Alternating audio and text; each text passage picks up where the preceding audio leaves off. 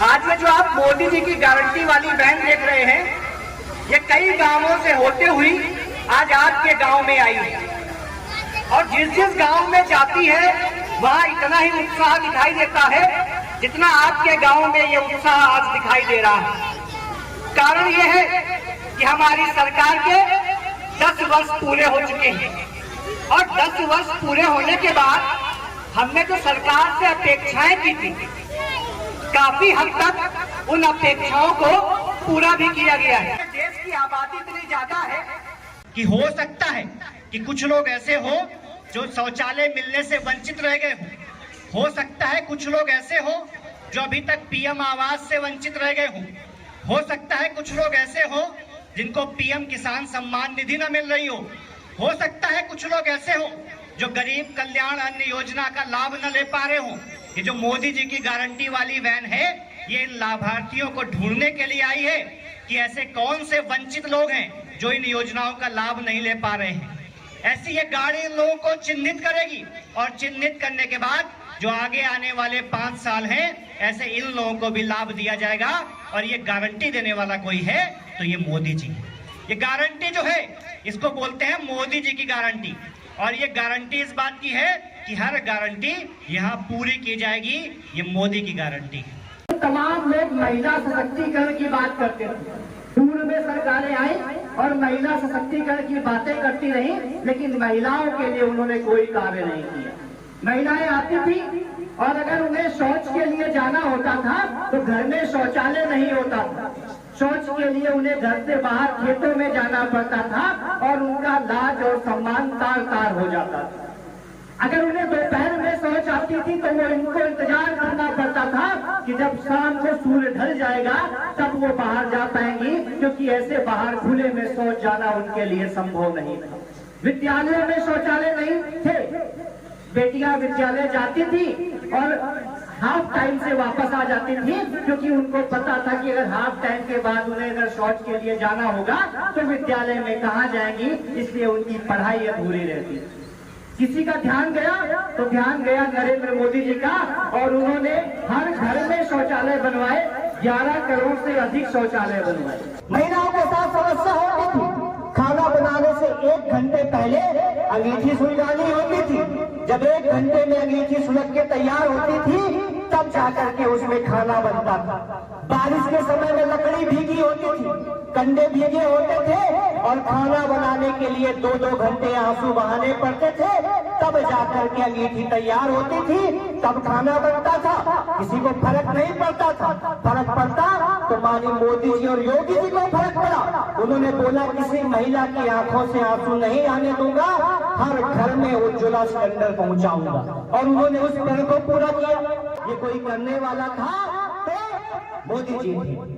कि जन जन के मन में राम रमे और प्राण प्राण में सीता है, हर हृदय की धड़कन रामायण पथ पथ पर बनी पुनीता है। यदि श्वास श्वास में राम न हो तो प्राणों का घट फिर रीता है। इसलिए नर नाहिर उस पुरुषोत्तम का मंदिर भव्य बनाएंगे, सौगंध राम की खाते हैं हम मंदिर वही बनाएंगे। ये सौगंध ली थी, आपको याद होगा। लेकिन कुछ लोग बोलते थे, कल मैंने देखा केजरीवाल जी, नीतीश कुमार जी, अखिलेश यादव जी, राहुल गांधी जी सभी बोलते थे कि ये मंदिर बनाएंगे, लेकिन तारीख कब बताएंगे।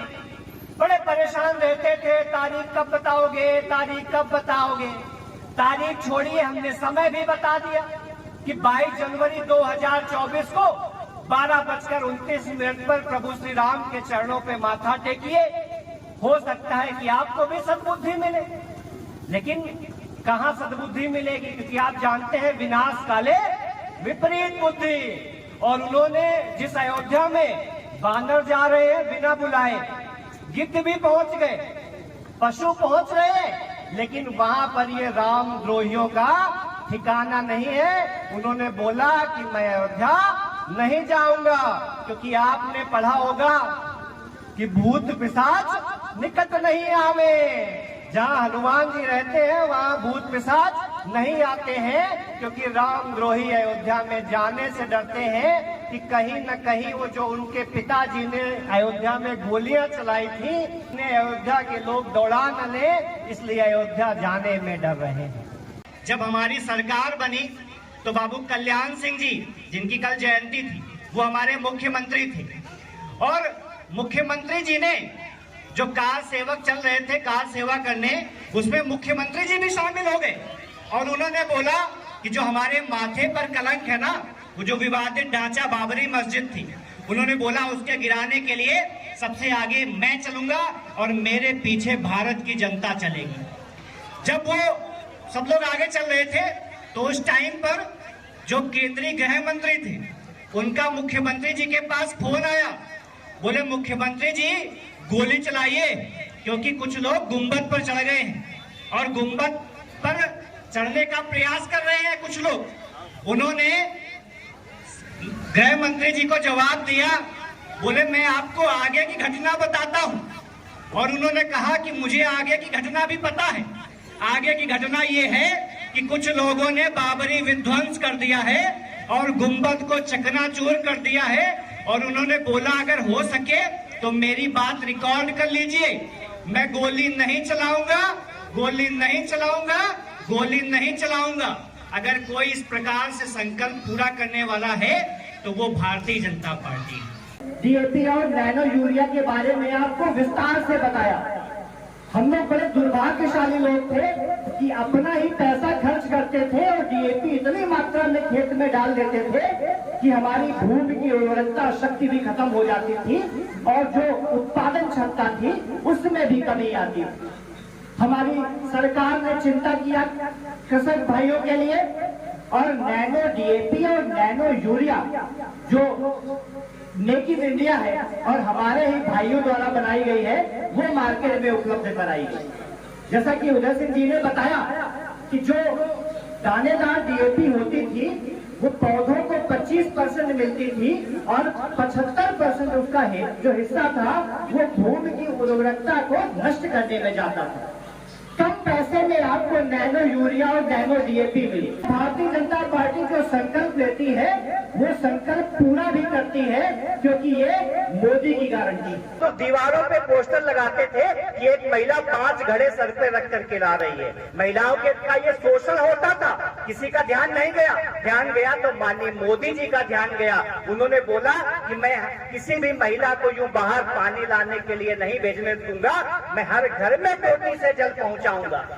कुछ सरकारों में थे वो टोटी चुराने का कार्य करते थे, लेकिन मोदी सरकार और योगी सरकार हर घर में टोटी से जल पहुंचाने का कार्य कर रही है। अगर कोई ऐसा करने वाला है तो वो भाजपा सरकार आपके लिए इतना कर रहे हैं। वो अथक परिश्रम करके आपके घर के मुखिया के तरीके से आपका काम कर रहे हैं, तो आपका भी ये दायित्व बनता है कि माननीय मोदी जी और योगी जी के जब भी कोई प्रतिनिधि आए तो उन्हें भारी बहुमत से विजयी बना करके भेजे, क्योंकि जब वो विजयी बन करके जाएंगे तो माननीय मोदी जी और योगी जी के कंधों को मजबूत करेंगे और जब मोदी जी और योगी जी के कंधे मजबूत होंगे तब श्री राम का मंदिर बना है। नहीं तो बाकी लोग तो बाबरी मस्जिद बनवाने के लिए खड़े थे, कब्रिस्तान की दीवारें बनाते थे। आज अगर सबका सम्मान, सबका साथ और सबका विकास है तो मोदी जी के राज्य में संभव है। तो एक बार जोर से बोलिए जय जय श्री राम। धन्यवाद।